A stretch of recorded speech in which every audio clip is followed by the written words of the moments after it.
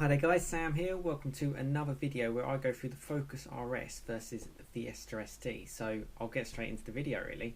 So yeah, as promised on the back of yesterday's video, I said I'd do a bit more of a fast forward related video. And I wanted to compare kind of the Focus RS to the Fiesta ST.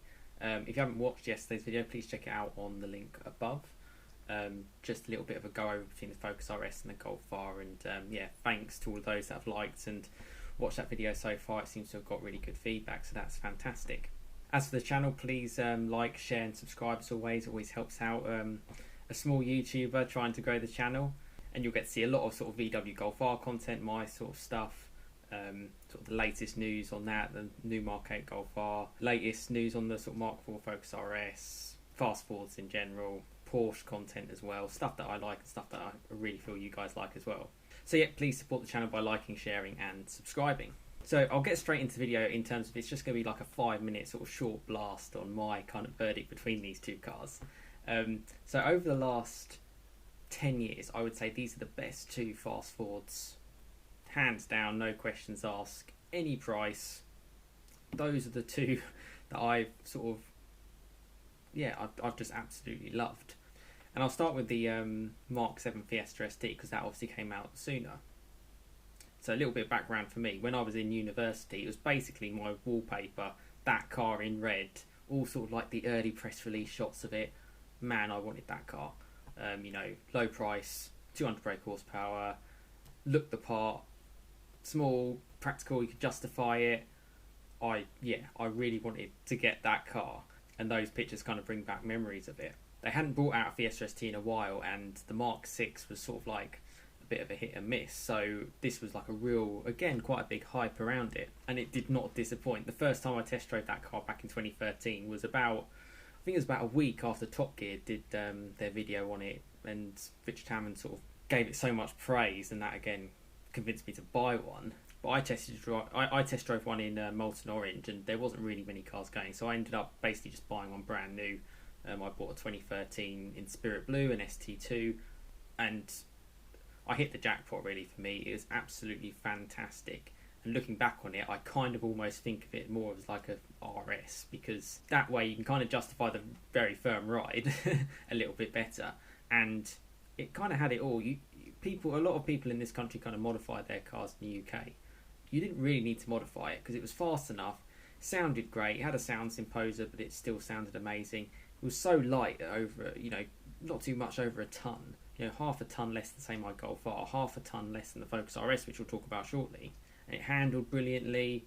You know, you could get stuff and things in it. You could get, you know, I managed to fit my pretty large mountain bike in there, my other half, her mountain bike, loads of gear. We'd sort of just go on road trips around the UK and stuff, and it just, you know, lumped it up. It was brilliant, and we still have one today.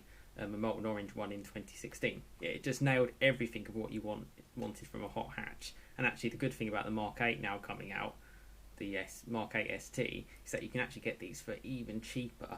The fact that you can actually get a really well looked after one for around sort of £6,000 or £7,000 is the bargain of the century. And if you click on a link just above, I have done sort of Ford Fiesta ST type content before, so I don't want to repeat myself, but yeah, I've got a couple of videos on it, but yeah, click on the link above for a bit more information on that. So 3 years into me having my Fiesta ST, I was looking for another car, and the main one on the list was the Focus RS. Again, such a brilliant car. I love my fast forwards. I only actually ever owned Fords at that point, and again the Focus RS had all the excitement you could ever want. The four-wheel drive grip, loads of fun of back roads. Again, I've kind of mentioned it on the video from yesterday, and I got out of the test drive with a massive smile on my face. And the thing is, it didn't necessarily feel that much faster because it was quite a bit heavier, and it didn't even feel like a massive amount of more fun, but it felt different in a good way, and it still sort of had, you know, it warranted an RS badge basically. What did stop me getting that car was the price. Prices are very inflated for that car in the UK, so it's quite difficult to get hold of one, even though they sold so many because of the popularity. In comparison to the Fiesta ST, where they also sold quite a lot because it had such a low asking price and there's so many to choose from. Prices for that are a lot more affordable, and that is the real essence of a hot hatch, because it's got so much less to prove, and in fact it more than punches above its weight. And if you're on a tight, twisty back road in the UK or something like that, and you're on it in a car like that, not much is going to keep up with you because you're not as concerned because the car's so small. You're not concerned about other traffic coming the other way. You know, you can get through some pretty tight gaps, and it's not the most expensive car in the world. You know, it's a Fiesta parts kind of thing if anything went wrong. And if I was to choose between these cars, or to recommend between these two cars, I'd say if you're on a budget, get a Fiesta ST and you will not regret it at all. You will really won't regret it. And you won't really be losing out from anything in terms of enjoyment of a car. And if your budget's a little bit more, Focus RS is absolutely perfect. And actually, again, total cost of ownership is actually pretty good because RSs, they hold their money really well. But the final thing I want to say about these two cars is, as I kind of mentioned before, power doesn't really matter. Okay, the Focus RS is 350 brake horsepower and it's a very quick car, but they're both fitted with manual gearboxes, so they're compromised in terms of out speed compared to other cars, compared to its rivals, surprising rivals like the A45 for example at the time.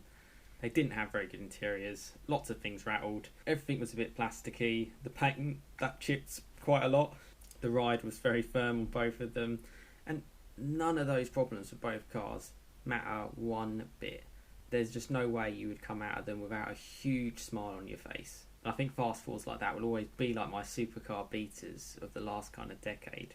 What I like in my channel is it's a bit of a community channel, so please get involved in the comments. If you have owned a Fiesta ST or a Focus RS or both potentially, let us know your experience with both of them in the comments, because I've never really had any particular proper owner reviews from people who've gone from one to the other to say the main differences. From my experiences of driving both and owning one of them for quite a long time, the main thing that I got is that they seem to say the RS was a little bit more serious. And again, I think a happy, less complicated car, just get in and go, is the one to go for. And you can probably tell that I really do miss my Fiesta ST, and we're very lucky to still have one on our kind of garage running alongside my Golf R. So yeah, let me know what you think about these two cars, and let me know if you think there's anything in the last 10 years hot hatch wise that beats them really for sort of performance and for price and practicality as well, because we all live in the real world, we all have real things to do, but we also want to have a bit of fun as well, and why not in cars like this.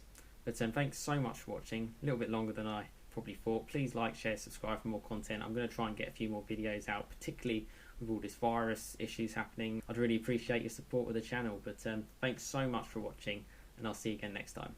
Cheers guys.